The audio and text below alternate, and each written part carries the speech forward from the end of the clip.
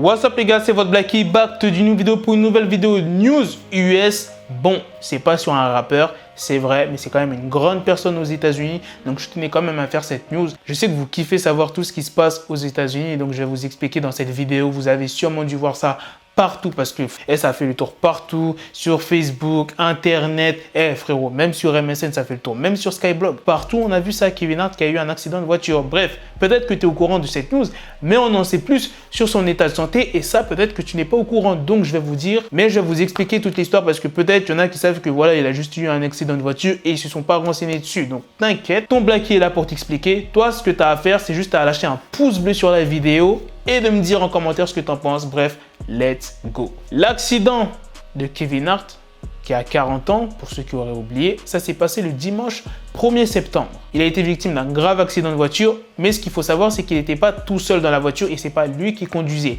Lui, Kevin Hart, il était côté passager, à bord d'une voiture, une Plymouth Barracuda 1970. C'était sur l'autoroute de Mulholland à Los Angeles, en Californie. Quant au conducteur, c'est un ami de Kevin Hart qui s'appelle Jared Black. Jared Black a perdu le contrôle du véhicule et qui s'est retourné dans un fossé en bordure de route. Il y avait aussi une femme de 31 ans qui s'appelle Rebecca Brosterman, je ne sais pas si ça se prononce comme ça, et c'est la petite amie de Jared Black. Donc elle était à l'arrière de la voiture. Pour la femme Rebecca, elle n'a pas été blessée, mais elle était coincée sous la voiture. D'après les autorités californiennes, les deux hommes auraient subi des sérieux dégâts au niveau du dos. Donc je vais vous dire précisément ce qu'ils ont dit.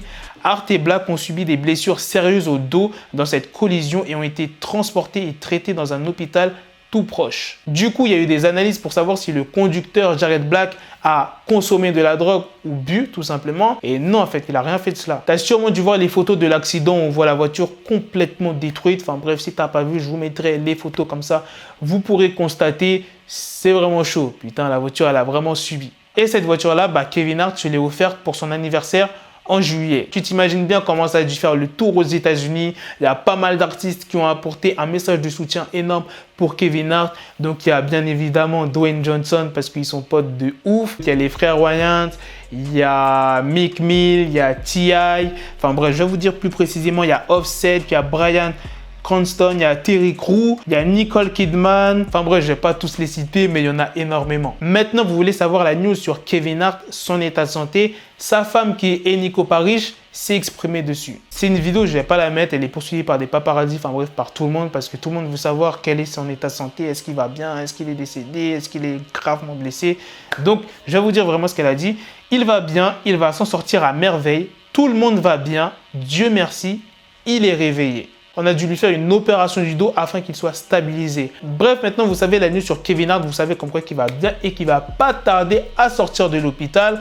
Après, pour le conducteur, si la femme a dit que tout le monde va bien, Dieu merci, je pense qu'elle parle aussi pour le conducteur.